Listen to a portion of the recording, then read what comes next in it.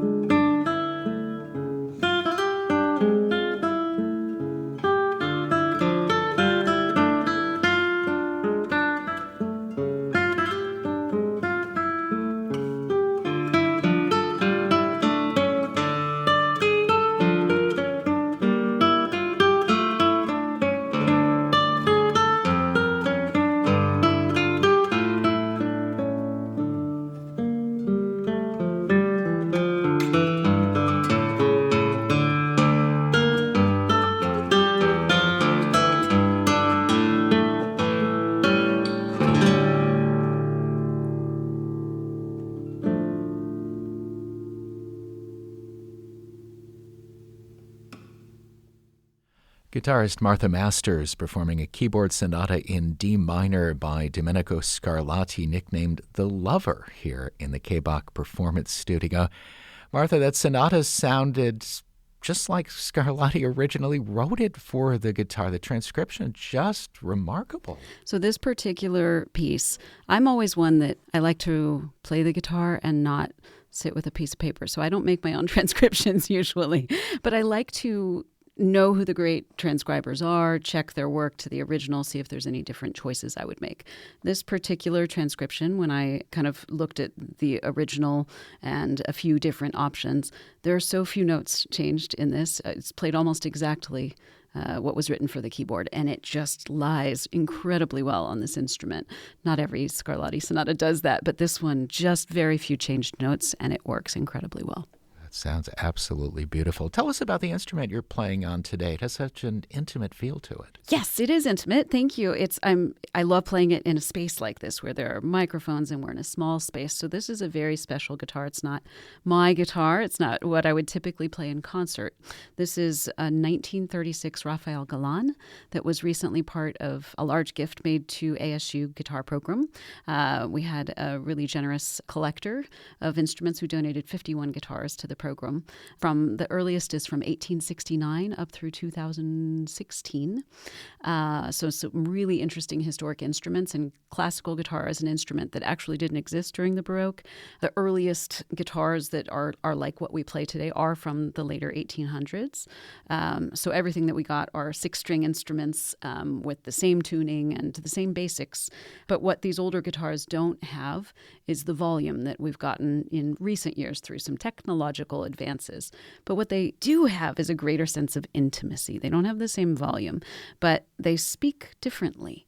They feel different, and they have quite frequently a warmer sound. This one absolutely just has a few notes that just sing really quite beautifully. It's also in fabulous condition and is beautiful to look at as well. Next, you'll be pairing two arrangements, one from a pretty famous German composer and the other from a famous French composer. Tell us what you'll be playing and what it is about these pieces that make them work together as a set. So I'm going to start with an andante from one of Bach's violin sonatas, and this is, to me, one of his most compelling pieces of music that we can play on the guitar. He has so many compelling pieces of music.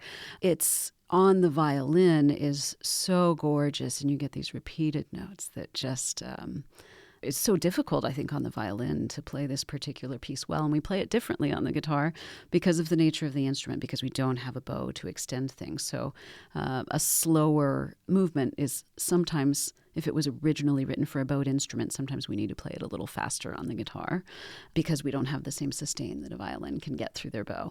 Taking this movement of gorgeousness from Bach, which is so kind of serene, and transitioning into a rondo from Couperin, which has this kind of light playfulness to it, but a genteel quality.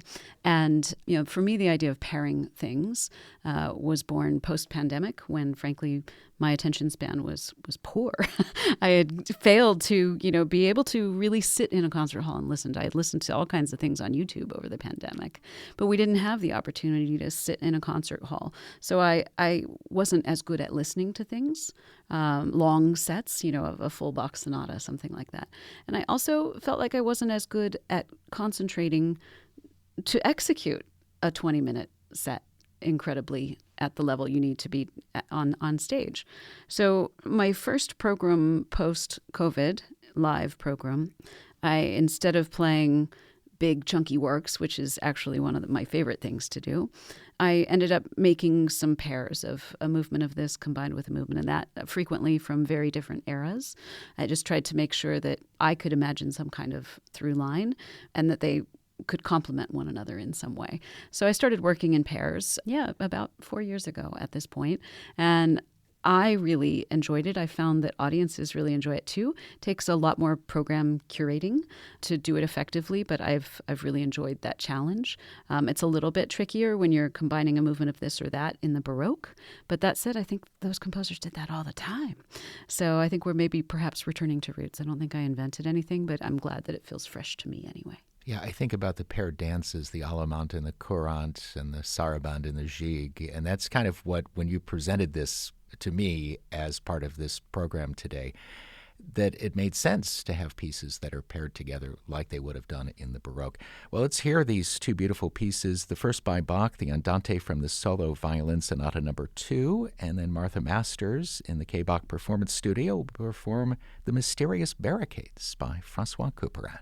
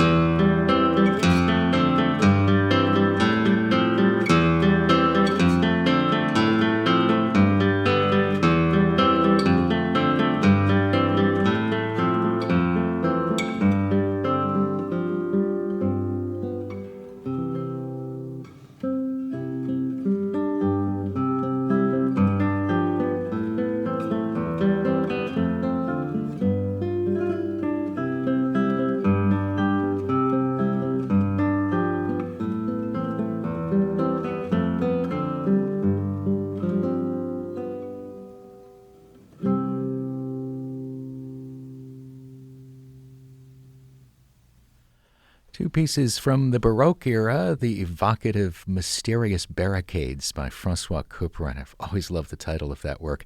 And before that, the Andante from the Solo Violin Sonata No. 2 by Johann Sebastian Bach. Performing in the K-Bach Performance Studio was guitarist and Arizona State University faculty member Martha Masters. Such a treat having you here. Thanks for coming in. It's a real pleasure. Thanks for having me. Martha Masters will be in recital on the 2025 Arizona Bach Festival this Thursday evening at 7:30 at Western Spirit, Scottsdale's Museum of the West. You can purchase tickets at arizonabachfestival.org/tickets and at the door. And you can learn more about Martha Masters at her website, marthamasters.com. Our recording engineer is Dario Miranda. I'm Greg Kostrapa. You can hear this interview and performance again at our website, performance.kbach.org.